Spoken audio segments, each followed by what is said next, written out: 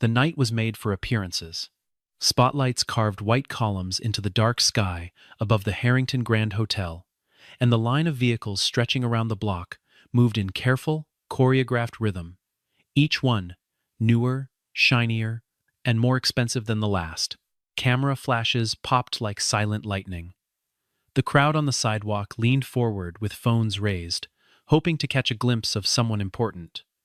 Then a long black limousine eased to the curb, and the crowd got exactly what it came for. The door swung open, and Victoria Hart stepped out wearing a midnight blue gown and the kind of composure that took years of boardroom battles to build. She paused for half a second at the top of the red carpet, just long enough for every lens in the vicinity to find her face, then moved forward with the quiet certainty of someone who had never once doubted her right to be the pride, center of the room. She was 38 years old and ran one of the most profitable mid-sized corporations in the state. Hart Industries had started as a modest manufacturing firm and grown, under her leadership over the past 6 years, into a diversified enterprise with operations in logistics, real estate development, and clean energy consulting. The annual charity gala was her idea, a polished, well-publicized evening that combined genuine fundraising with the kind of brand visibility that no advertising budget could replicate. Every year, the guest list grew longer, the donations grew larger, and the coverage in business publications grew more flattering. Victoria understood that reputation was architecture. You built it carefully, reinforced it constantly, and never let anything ugly touch the facade. She had spent 6 years constructing something immaculate, and tonight was supposed to be another layer of polish on that edifice. Then she saw the car. It sat near the far edge of the venue's outdoor exhibition area, where a rotating display of vintage and collector automobiles had been arranged as part of the evening's silent auction component. The other vehicles gleamed under temporary gallery lighting, a restored 1957 Thunderbird, the color of cream, a sleek European roadster from the 1970s, a muscle car that looked like it had been dipped in candy apple red paint, and then, parked at the end of the row, like a sentence that didn't belong in the paragraph, was the most out-of-place thing Victoria had seen in years. It was a 1983 domestic sedan, the kind of car that had once been common in middle-class driveways across the country and was now mostly forgotten. The paint had oxidized to a chalky, uneven brown. The chrome around the windows was pitted and dull. One of the hubcaps was missing entirely. The tires were original equipment, cracked at the sidewalls, flat in a way that suggested they had not held air in some time. It looked exactly like what it was, a vehicle that had been sitting in storage for years, brought out into the light when perhaps it should have stayed hidden. Victoria's assistant, a young woman named Claire, who had learned to read her employer's moods, the way sailors read weather, noticed the shift in Victoria's expression. Before Victoria spoke a single word, the CEO's jaw tightened. Her eyes narrowed with the precision of someone identifying a problem that needed immediate solving. "Who approved that?" Victoria asked, her voice low and controlled in the way that was always more frightening than shouting. Claire tapped her earpiece, began asking questions through the line, and within 90 seconds had an answer. The car had been submitted as part of the exhibition by the estate of Gerald Hart, Victoria's father. He had passed away 14 months ago, and the estate was still being administered. Someone in the process, a well-meaning executor who hadn't thought through the optics, had arranged for the vehicle to appear at the gala, perhaps assuming the family would appreciate the gesture. Victoria did not appreciate the gesture. She appreciated clean lines, intentional choices, and the absence of anything that might prompt questions she didn't want to answer. She turned to the head of venue security and said, very quietly, "Have it removed before the guests move to the exhibition." That was when Marcus Reed stepped forward, and everything Victoria had planned for the evening began to unravel. He was standing near the car with a clipboard in one hand and a small flashlight in the other, wearing a collared shirt with the name of an automotive restoration company embroidered on the chest. He was a tall man in his mid-40s, broad-shouldered in the unhurried way of someone who had spent decades doing physical work, with close-cropped silver at his temples and eyes that moved slowly and noticed everything. He had been hired by the event organizers to supervise the vintage automobile exhibition, to answer questions from guests, provide context on the vehicles, and ensure nothing was touched without authorization. He had arrived early, as he always did, and had spent time with each car on the lot before a single guest walked through the doors. The old sedan had been the last one he reached. He had stood in front of it for a long time. When he saw the security team begin to move toward the car, he placed himself not aggressively, not dramatically, simply physically between them and the vehicle. He looked at Victoria with the unhurried calm of someone who had nothing to prove and nothing to lose. "If your father kept this car for 30 years, he said, he had a reason." Victoria looked at him the way she sometimes looked at reports that contained information she considered irrelevant. Then she walked back toward the main entrance, her gown making a small sound against the concrete, and told Claire to handle it. Marcus Reed had not always been a mechanic. 20 years ago, he had been a mechanical engineering graduate with a degree from a state university that had taken him 6 years to complete 2 years longer than expected, because he had spent the interrupting time working nights at a warehouse and caring for his mother, who had been diagnosed with a degenerative illness when Marcus was 20 and had required increasing levels of support for the following decade. He had graduated anyway. He had found work at an automotive engineering firm, done good work there, been promoted twice, and was on a trajectory that looked, from the outside, like the beginning of a stable professional life. Then the company was acquired, his division was restructured out of existence, and Marcus found himself at 32 with an impressive resume, a young daughter to raise alone, and an economy that was not particularly interested in making things easy for him. He opened a small garage. It started as necessity and became something else entirely, a calling, in the quiet way that callings often announce themselves. Not with fanfare, but with the gradual realization that you are better at this than almost anyone you have ever met, and that the work itself gives you something no previous job ever had. He specialized in restoration, not resale restoration. The distinction mattered to him enormously. He was not interested in taking broken things and making them sellable. He was interested in taking broken things and making them whole again, returning them to the precise condition in which they had been most fully themselves. He had a reputation in the community of collectors and enthusiasts who knew where to find him for being meticulous to the point of stubbornness. He would refuse a commission if he felt the owner didn't genuinely care about the vehicle. He would turn down higher-paying jobs to take on a car that interested him, that had a story he wanted to understand. His daughter, who was now 19 and studying environmental science, called him the most patient, impatient person she had ever known. He could wait 3 months for a single correct part. He could not wait 5 minutes for someone to be dishonest with him. Inside the gala, Victoria was working the room with the practiced ease of someone who had long since stopped experiencing genuine nervousness at social functions. She moved from cluster to cluster, saying the right things in the right order, touching elbows at the precise moment that signaled warmth without intimacy. A group of investors from a regional development firm had gathered near the bar, and she joined them with a smile that reached exactly as far as her eyes required it to. The conversation turned, as it often did in these circles, to origins, to the stories of how various enterprises had gotten started, the mythology of the founding moment that every company eventually develops. Victoria told her version smoothly, as she had told it hundreds of times. Hart Industries had been founded by her father, Gerald Hart, a man of modest imagination but solid work ethic. She had come in 6 years ago when the company was stagnant, had modernized its operations, diversified its revenue streams, and transformed it into what it was today. She gave her father credit for starting the thing and herself credit for making it matter.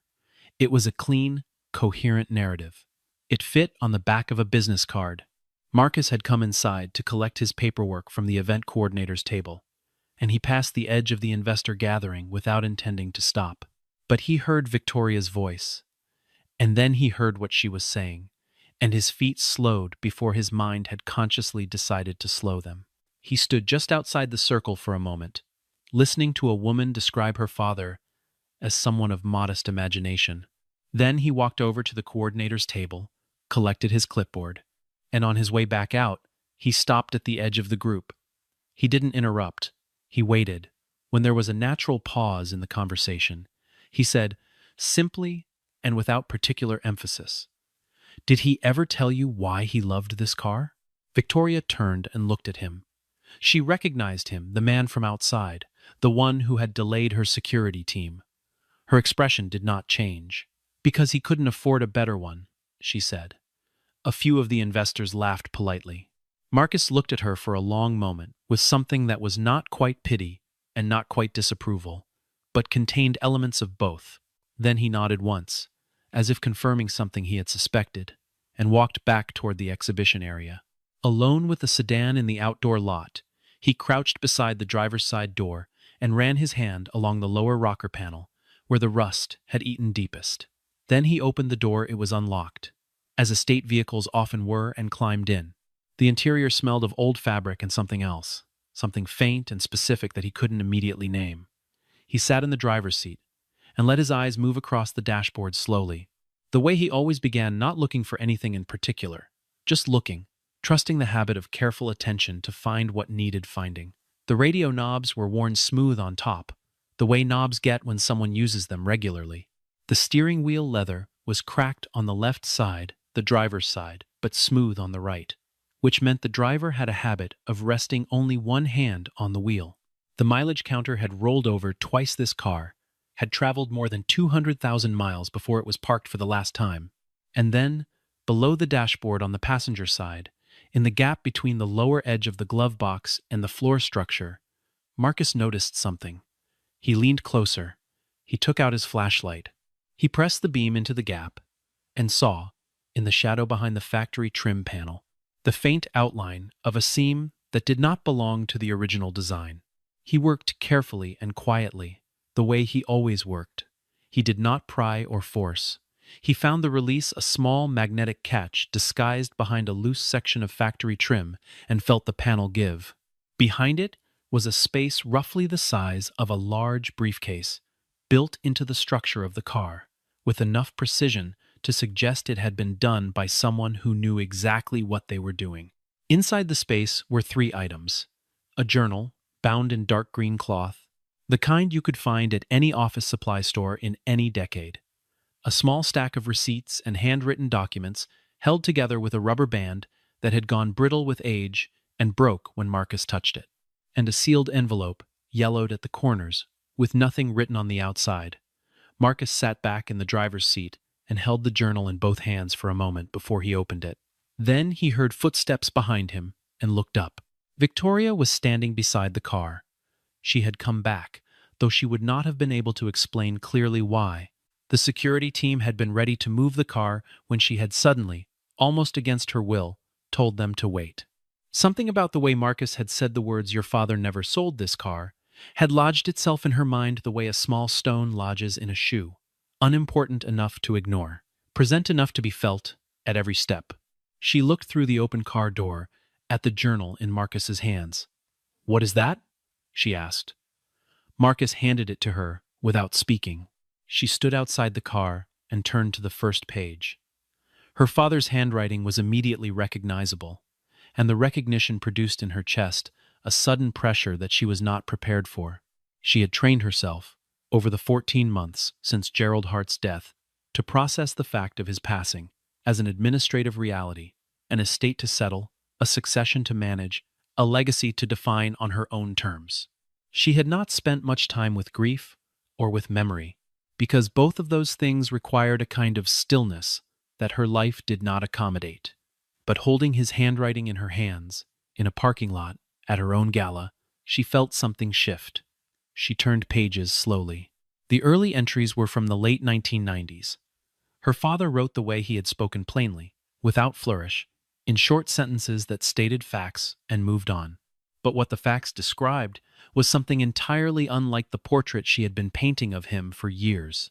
Every week, on a rotating schedule he had apparently maintained, for over a decade, Gerald Hart had driven this car, this specific, battered, ordinary car, to a neighborhood on the east side of the city that Victoria knew as the kind of place that didn't appear in the business sections of local newspapers. He had brought groceries. He had brought cash in envelopes. He had sat at kitchen tables and talked with people about job applications, about court dates, about children who needed school supplies and parents who couldn't afford the dentist. He had done this quietly, consistently, without announcement, without record keeping beyond these journal entries, and apparently without telling a single person in his professional or personal life, including his daughter. Victoria turned a page and found a pressed photograph tucked between two entries. She nearly dropped it. Standing beside her father, both of them squinting against what looked like afternoon sun, was a young man of perhaps 20. The young man was Marcus Reed. She turned slowly to look at him. He was leaning against the car with his arms folded, watching her face with the calm of someone who has known a truth for a long time and is simply waiting for another person to arrive at it. "That was taken the summer I turned 21, he said. His voice was level, not gentle exactly, but careful. My mother had been sick for almost a year. We'd used up what little savings we had on the first round of treatment. The bills were collecting on the kitchen counter faster than I could stack them. I was working 2 jobs and still short every month. And then one Tuesday afternoon, somebody knocked on our door." He paused. I'd never seen him before. He introduced himself as Gerald. He said a mutual acquaintance, a woman from our church, who volunteered at a food bank he supported, had mentioned our situation. He said he wasn't there to make a big deal of anything. He just wanted to know if we could use some help. Victoria was very still. He came back every 2 weeks for 4 years, Marcus said. He helped cover my mother's medical costs. He helped me keep the lights on while I finished my degree. He never asked for anything. He never told anyone. When I tried to thank him, he would change the subject. When I asked him why he was doing it, he said he'd been helped when he needed it, and he was passing it along. That was the entire explanation. He looked at the photograph in Victoria's hand. "I didn't know whose daughter you were until I saw your name on the program tonight." Victoria closed the journal carefully and held it against her chest. The gala was audible in the middle-distance music, the murmur of expensive conversation, the occasional clink of glassware. The night air was cool and carried the smell of early spring, cut grass, and something slightly mineral. She stood beside her father's car and tried to reconcile the man Marcus was describing with the man she had been describing to investors 40 minutes ago. The man of modest imagination, the one she had given credit for starting the thing. She said nothing for a long time. When she finally spoke, her voice had lost some of its calibration. "I still don't know if this is real," she said. It was the most honest thing she had said all evening. Marcus looked at her without expression. "The key I found in the journal," he said. "I think it opens something, and I think whatever it opens will answer that question for you." The key was small and brass-colored, attached to a plastic tag with a unit number written on it in her father's handwriting. Marcus had recognized it immediately. It was the kind of key issued by self-storage facilities, the ones that clustered along service roads and industrial corridors, unobtrusive and practical. There was an address on the back of the tag, written in the same hand. The ink faded to the color of old tea. Victoria looked at the address for a moment. Then she looked at Marcus. Neither of them said anything about the gala that was still in progress, 50 yards away, about the investors and the silent auction, and the carefully curated image that was supposed to be the entire point of the evening. Victoria simply said, "I'll drive." Marcus climbed into the passenger seat of her car, and they left. The storage facility was on the far east side of the city, exactly the neighborhood her father had been visiting weekly for years. It was open 24 hours, and the unit number matched the key perfectly. The door rolled up on a space roughly the size of a 2-car garage, and when the overhead fluorescent light buzzed to life, Victoria stood in the entrance for a long moment before stepping inside. The unit was organized with the same unhurried precision she had seen in her father's office when she was a child, a quality she had always misread as boringness and now recognized, too late, as intentionality. Metal shelving units ran along both walls. On the shelves were bankers' boxes, dozens of them, each labeled in the same plain handwriting. On the floor were stacked manila folders and 2 large filing cabinets. On a small folding table near the center of the space was a single item, a sealed envelope, cream-colored, with her name written on the outside in her father's hand. She didn't open the envelope first. She went to the shelves and began reading labels. The boxes were organized by year, going back nearly 2 decades. She opened one at random, a box from 9 years ago, and found inside a collection of folders, each one containing a sheaf of documents, scholarship applications, with awards noted in the margins, letters of reference, signed by her father on Hart Industries letterhead, receipts for rent payments made to landlords on behalf of families in financial crisis, printouts of wire transfers to a nonprofit that provided vocational training for people returning from incarceration, a letter, handwritten on notebook paper, from a woman named Dorothy, thanking Gerald Hart for the fourth time for covering her daughter's nursing school fees. Another letter, this one from a man named James, who had just been hired at a manufacturing plant, the same plant that Hart Industries had a supplier relationship with, and who wanted Gerald to know that the 6 months of job training he had funded had made this moment possible. The letters were effusive and specific, the kind of letter you write when you genuinely cannot believe your good fortune and need to put the gratitude somewhere. Victoria held them and felt the quality of her breathing change. She moved from box to box, year to year. The pattern was consistent. Her father had been running a private, entirely informal support operation for the better part of 2 decades. The money came from his personal accounts. She could see that in the bank statements tucked into several folders, never from Hart Industries, never from any source that could be traced back to the company or used as a tax deduction or announced at a press conference. He had wanted zero credit. He had arranged it so that receiving credit would have required actively revealing what he was doing, which he never did. Victoria stood in the middle of a room full of documented generosity and thought about every time she had characterized her father as a man of modest vision, and felt something shift in her chest that she could not have named precisely, but that felt like the structural giving of something that had been bearing too much weight for too long. Marcus had been standing near the entrance, giving her space. He watched her move through the boxes, with the same quiet attention he gave to engines, noting, processing, assembling understanding from accumulated evidence. When she finally stopped in the middle of the room and stood very still, he said, "The greatest people rarely advertise what they do." He wasn't speaking to fill the silence.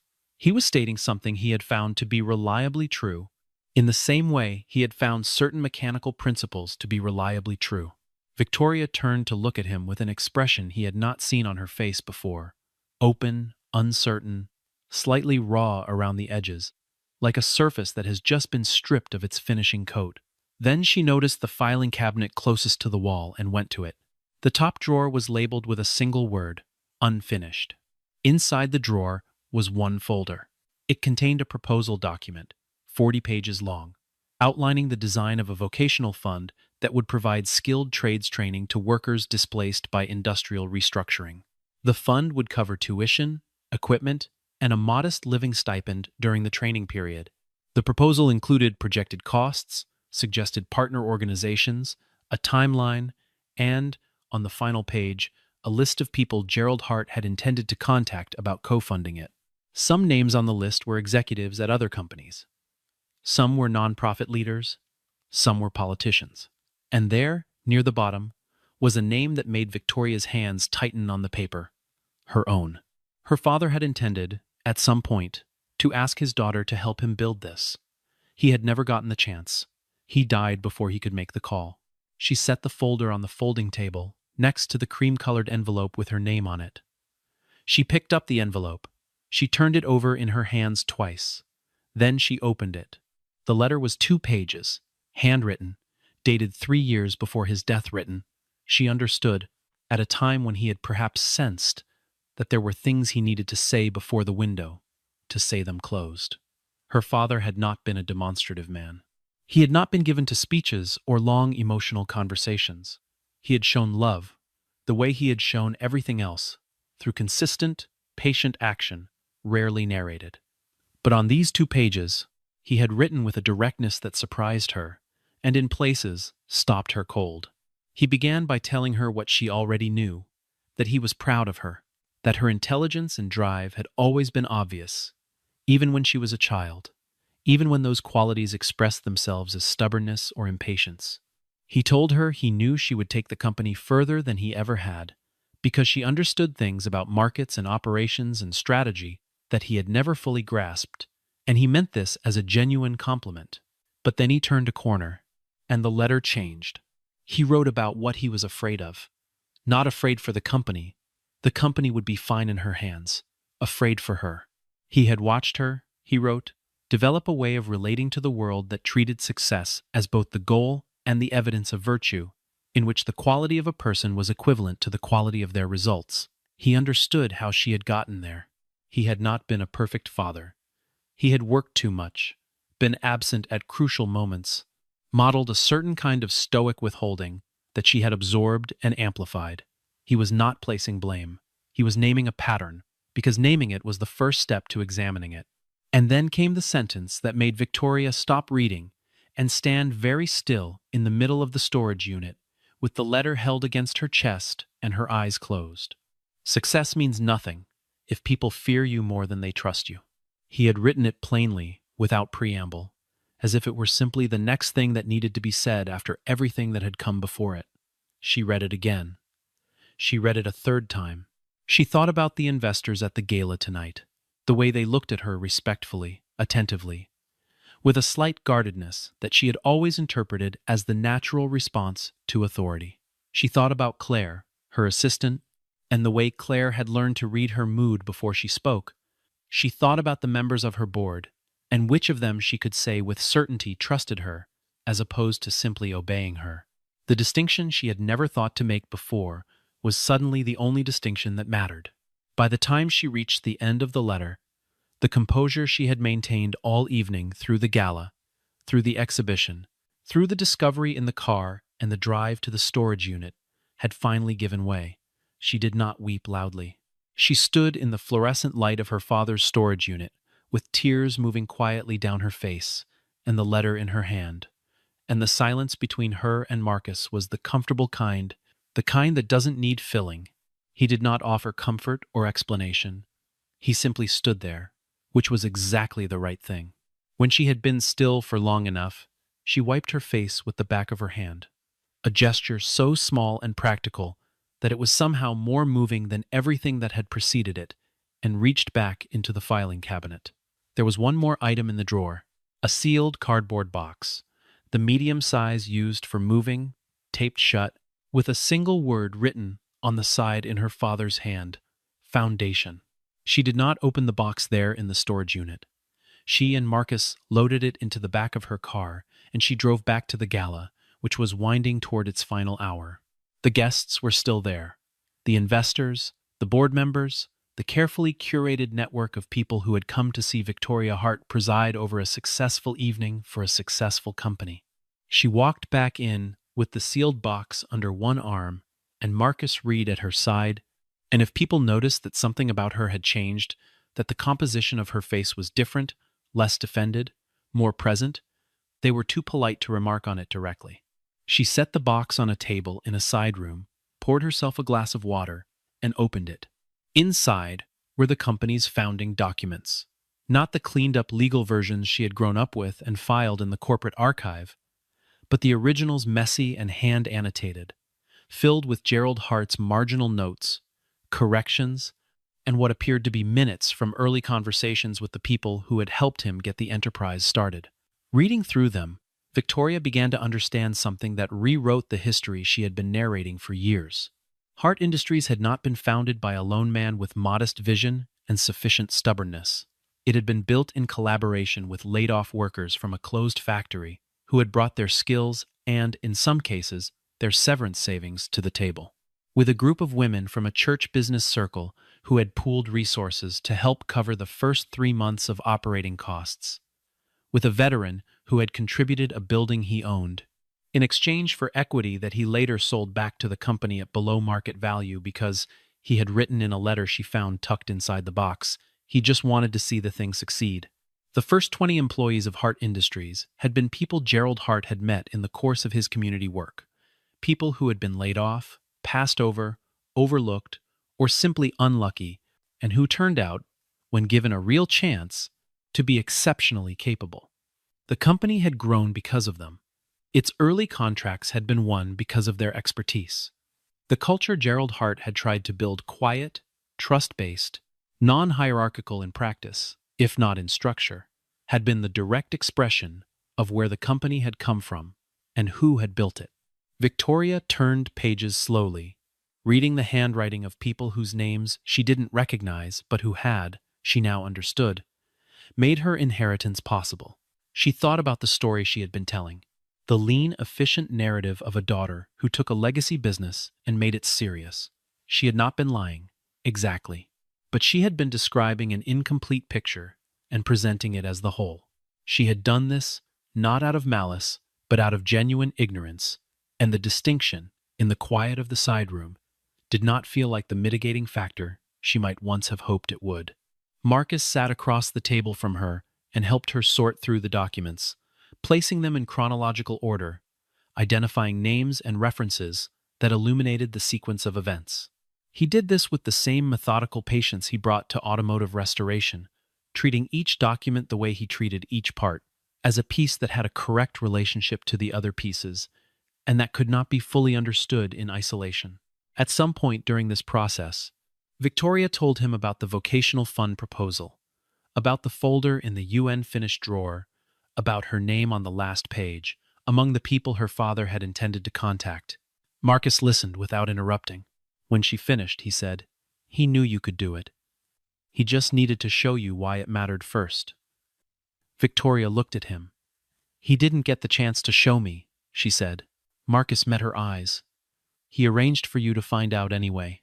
The board of directors of Hart Industries received, the following morning, an urgent request for a special session. The meeting convened 4 days later in the company's main conference room. Victoria had spent those 4 days doing what she was genuinely good at working. She had organized the documents from the storage unit. She had consulted with legal and financial advisors. She had spoken at length, over several conversations, with Marcus Reed and with 3 of the people whose letters she had found in her father's boxes, all of whom were still alive and agreed to speak with her. And she had written a proposal of her own, building on the unfinished draft in her father's files and extending it, using her knowledge of the company's current financial position into something concrete and fundable. She presented it all at the board meeting. She began with the documents, the founding records, the evidence of the company's actual origins, the names and contributions of people who had never been included in the official corporate story. She presented this section without editorial comment, letting the facts speak at whatever volume the board members chose to assign them. Then she moved to the charity work, the journal, the receipts, the letters from Dorothy and James, and the others. She explained who Marcus Reed was and what her father had done for his family. She invited Marcus to attend the meeting, and he sat near the back of the room in his work shirt, entirely unbothered by the setting, which was not his natural habitat, but which he regarded with the same calm attention he brought to all environments. Several board members were visibly moved. The company's longest-serving director, a woman named Eleanor, who had worked alongside Gerald Hart in the early years, removed her glasses and pressed her fingers briefly against her closed eyes. She nodded several times while Victoria was speaking, in the way of someone who is hearing things confirmed rather than revealed. When Victoria reached the proposal, the vocational fund, the skilled trades training program, the partnership structure she had developed, the room's emotional temperature changed. Not all of it shifted in the same direction. 2 of the board's newer members, both of whom had come in during the company's more recent growth phase, and who thought primarily in the language of return on investment, began asking pointed questions about cost, timeline, and measurable outcomes. Their objections were reasonable, and their concerns were legitimate, and Victoria answered them with the command of someone who had done the work. But then one of them said, flatly, "The purpose of this company is to generate returns for shareholders, not to run a charity." And the room went very quiet. Victoria looked at him for a moment.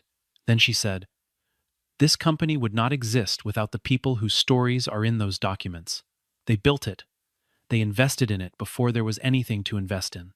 We are currently generating returns because of foundations we did not lay alone. What my father understood, what I am only now beginning to understand, is that sustainable growth is not separate from community investment. It emerges from it." She paused. "We are not abandoning profit. We are remembering purpose." There was a silence. Eleanor, the long-serving director, said quietly, I think Gerald would be pleased. The vote, when it came, was not unanimous, but it was decisive. The vocational fund was approved. Marcus Reed was named a technical advisor for the program's implementation, specifically for its skilled trades curriculum, where his expertise in automotive technology and engineering was directly applicable. Victoria insisted on this, not as a gesture of sentiment, but as a matter of practical competence. He was, by any reasonable assessment, one of the most qualified people she had encountered in a long time. He accepted the role with the minimal fuss of someone who had learned not to make a production of things that simply needed doing. In the weeks that followed, the old sedan was taken to Marcus's garage, a proper one this time, fully authorized and unhurried. He worked on it with the same meticulous patience he brought to everything. He sourced correct replacement parts. He rebuilt the engine from the ring bearings out. He restored the interior fabric to match the original specification. He touched nothing that did not need touching, and changed nothing that did not need changing. When he was finished, the car looked like what it was: a well-used, well-maintained 1983 sedan, in excellent working order. Not flashy, not transformed into something it wasn't. Itself, but whole. The Foundation Gala, which is what the press eventually called it, though Victoria had given it no official name, took place on a Tuesday evening in late spring, in a parking lot adjacent to the first community center her father had regularly visited. It was a deliberately different kind of event from the Harrington Grand Hotel charity galas. There was no red carpet, no spotlights, no line of limousines. There were folding tables and catered food from 3 local restaurants, and a rented canopy against the possibility of rain. There were people there who had never been to a Hart Industries event before, families from the neighborhood, workers who had enrolled in the early cohort of the vocational training program, a few of the older community members who had known Gerald Hart personally, and who greeted Marcus with the warm familiarity of people who have been through things together. The old sedan was parked near the small stage that had been assembled for the occasion. Someone had strung a strand of lights along the perimeter of the lot, and in the early evening light, with the engine quiet and the chrome catching a soft gleam from the decorative bulbs, the car had an undeniable dignity. Not the dignity of something rare or expensive, but the dignity of something that had mattered, that had traveled many miles in service of a purpose, and that had arrived, finally, at the right moment to be understood. Victoria stood at the podium and spoke for about 10 minutes. She told the story, not the polished version, the unabridged version, the version that included her father's journal and the storage unit and the founding documents and the photograph of a young Marcus Reed in the afternoon sun. She told it without the rhetorical distance she usually maintained in public speech. She spoke as herself, plainly, and the plainness was more convincing than any performance of sincerity could have been. She talked about what she had misunderstood about her father and about what she was trying, with imperfect and genuine effort, to do differently going forward.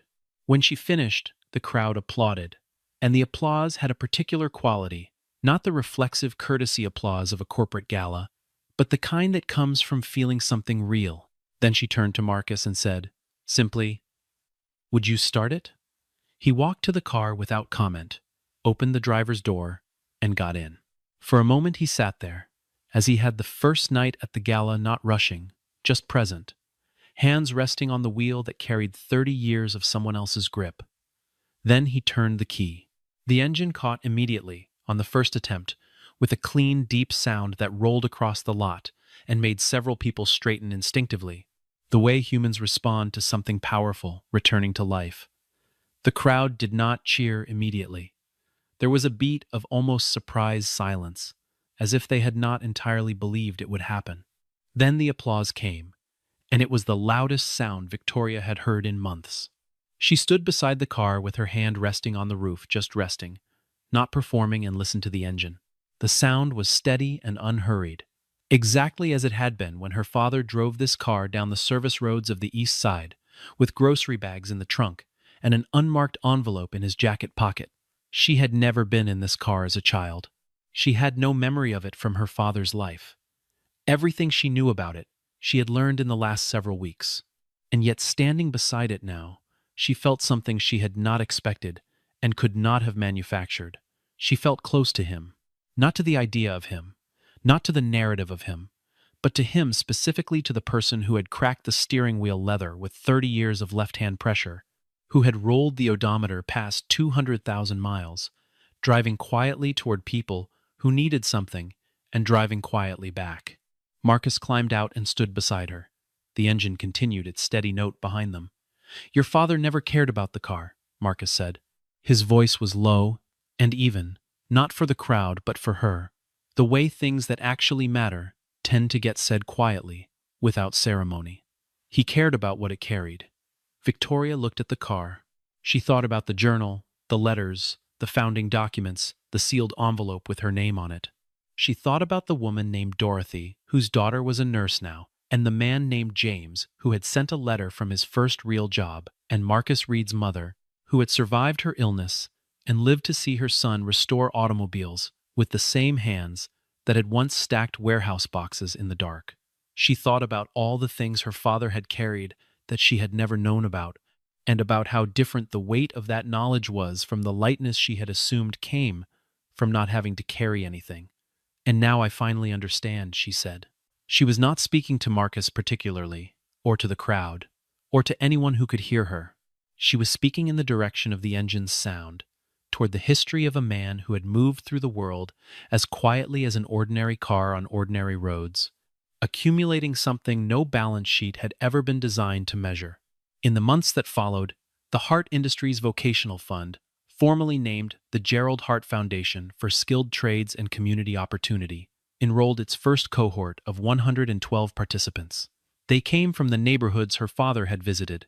They were referred by the community organizations he had supported. They brought the specific kind of knowledge that comes from having needed help and knowing exactly what form help must take to be useful. The curriculum covered automotive technology, building trades, HVAC systems, industrial maintenance, and electrical certification, taught by practitioners Marcus Reed helped to recruit, many of whom had stories of their own that rhymed in recognizable ways with the histories in those bankers' boxes. The completion rate at the end of the first year was 87%. The employment rate for graduates within 6 months was 91%. These numbers were reported in a business journal that described the program as an emerging model for corporate community investment. Victoria framed the article and put it on her office wall, next to a photograph from the foundation gala. Not the photograph of herself at the podium, but the photograph someone had taken of the car, lit by string lights in a parking lot on the east side of the city, with its engine running and a small crowd gathered close. Marcus continued to operate his garage. He did not move to a larger space, or hire additional staff, or expand into new markets, because none of those things interested him particularly, and he had long since understood that the size of a thing bears no reliable relationship to its value. He came to the foundation offices on Tuesdays and Thursdays, where his title was Technical Curriculum Advisor, and where the people who worked with him quickly learned that he was the kind of person you came to with the real problem, not the described problem, because he was going to find his way to the real problem eventually, and it saved time to start there. He and Victoria developed, gradually and without ever naming it, the kind of friendship that forms between people who have been through something true together, not warm in the easy sense, but solid, honest, reliable in the way of things that have been tested and held. He told her, at some point in the second year of the foundation, that his daughter was applying to graduate school in environmental engineering.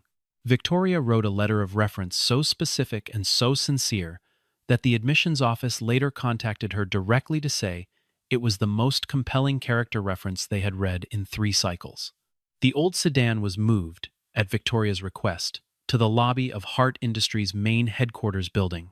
It was cleaned, but not overly polished, displayed on a low platform at the center of the space where it could be seen from every entrance. Visitors to the building invariably stopped in front of it. The car had a quality that was difficult to articulate, but easy to feel the specific gravity of something ordinary that has been used for extraordinary purposes, and bears the evidence of that use in its patina and its wear and its honest, unrestored condition. Next to the platform was a small stand holding a card. The card read, In plain text, the words Gerald Hart had written in the margins of his vocational fund proposal, the last thing on the last page, beneath the list of people he had meant to call. Some engines don't move cars, they move people. Victoria walked past that card every morning on her way to the elevator. She had read it so many times that she no longer had to look directly at it to see it. It was simply there, part of the building's grammar, a sentence in the language of the place.